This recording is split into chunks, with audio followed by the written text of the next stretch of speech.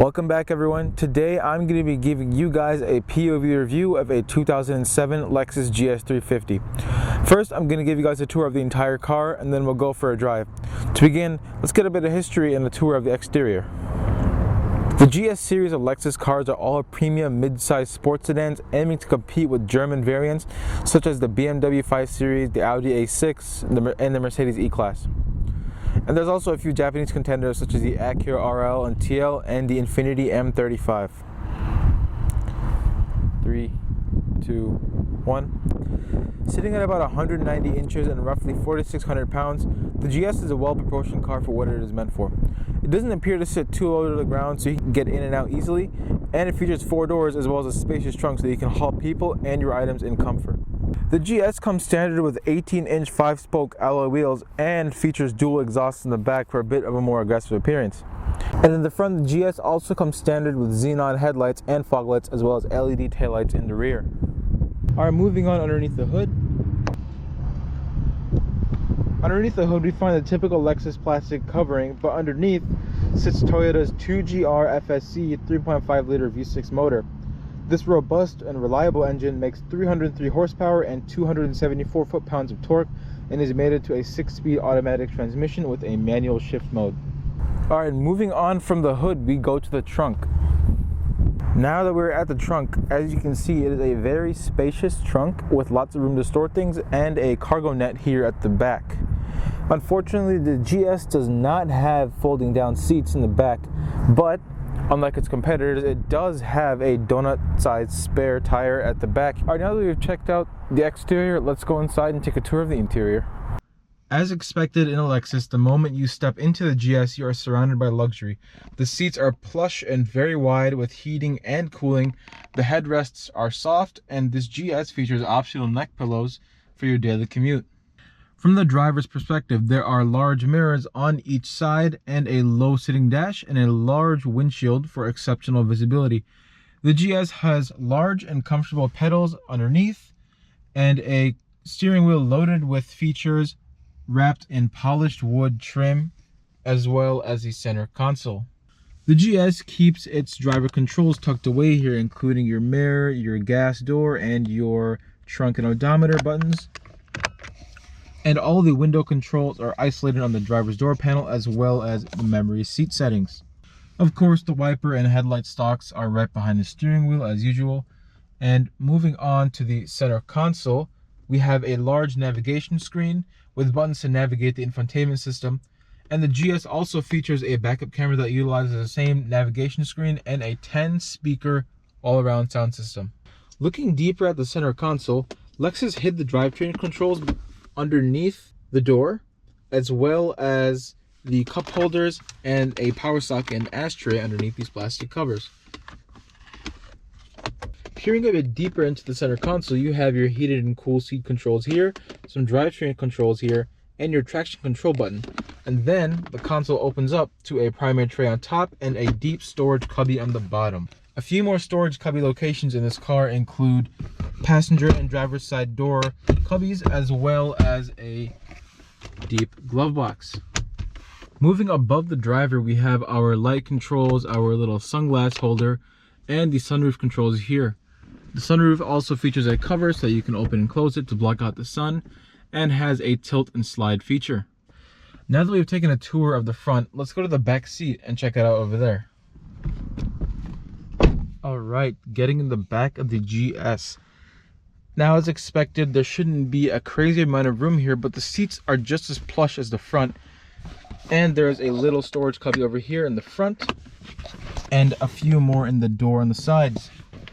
The GS also does have some more storage here in the back behind the driver's and passenger side seats, as well as a cup holder here that you can drop open and keep your drinks as if you're a passenger. The one complaint that a lot of people have about the GS is the lack of headroom, especially for taller people. So I'm about 6'1", and my head is just about touching the roof here in the back. So I imagine for a long road trip, it probably wouldn't be too comfortable, but for short distances, it'll be fine. Legroom isn't too much of a problem. Maybe the seat is pretty far back right now, but if you are about 6 foot and under, you'll probably fit back here just fine. Now that we've taken a tour of the front and the back, let's go back in the front and go for a drive. All right, beginning the drive. So the Lexus does have keyless entry and start, so you can go ahead and start it up without a key. So as I said before, the GS does make 303 horsepower from its 3.5 liter V6 and 274 foot-pounds of torque. So Lexus made the GS in two drivetrain platforms. The first one, rear-wheel drive, which this car is standard as, but the GS also does come in all-wheel drive. So the GS doesn't just have a V6 in a lineup, however. There's also a GS430 and a GS460.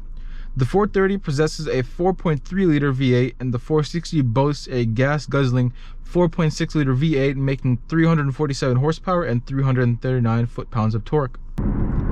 Although the GS350 has a smaller engine than the other GS models, it still has a good amount of get up and go.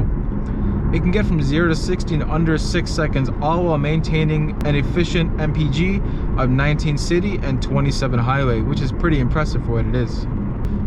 You should expect to get about 400 miles of range from the GS's 18.8 gallon fuel tank, and Lexus also requires that you fill it up with premium fuel. Cruising on the street in this car is like butter. It is so silky smooth, the transmission shifts perfectly, the engine provides the ample amount of power that it needs to get up to speed. The one complaint that I have about the performance of the GS is that the throttle is a little bit touchy, like all Toyota throttles are, and the brake pedal modulation can be a little bit more sensitive.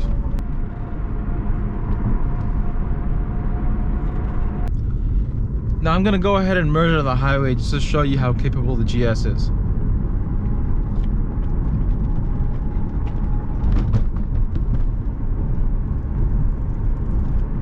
This thing can take corners pretty good with its rear-wheel drive platform.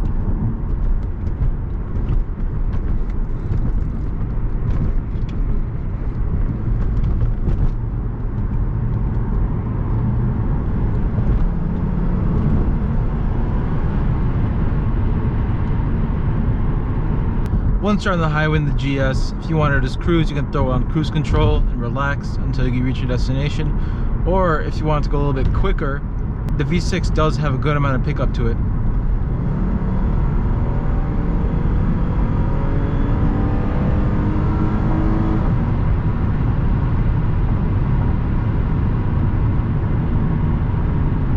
Although the GS is in the same category as a few other sports sedans, I would hesitate to call this a true sports sedan.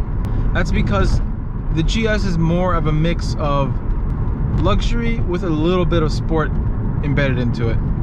But its competitors, such as the BMW 5 Series, are sport platform based. They are meant for performance driving with the added luxuries on. Although we can't call the GS a true sports sedan, the one thing we can give it credit for is the Japanese reliability that's been embedded into it. In fact, this car is at about 180,000 miles right now, and the owner puts about 30,000 miles on it a year. In the 30,000 miles a year that he puts on it, he hasn't had one problem on it. For these cars, all you need to do are routine oil changes and other maintenance just to keep them running, and they'll last forever. Overall, I would say that the GS is a very good daily driving car. It has all the features that its competitors have, including heated seats, a backup camera, navigation, a good infotainment and speaker system, and it is all packed into a more luxurious finish than its competitors. The GS also costs near nothing to run. All you have to do is pay for fuel and basic maintenance, and like I said, it will last you a very long time. Although this car is very reliable, the fit and finish could be a little bit better. There is some creaking coming from the interior over most bumps, and the brake modulation could be also a little bit better. But you can't complain. This is a 14-year-old car and it's performing just as well as a lot of new cars on the road today. So my final thoughts on this GS350 is that it is a very good buy for the price. You can find these for about $10,000 or less. If you're looking for a comfortable daily driving car, the GS350 should be on your list. Alright guys, that's about it for this video. If you like this video, please leave a like and consider subscribing. I also want to know what you guys daily drive, so please leave that down in the comments below. Thanks for watching.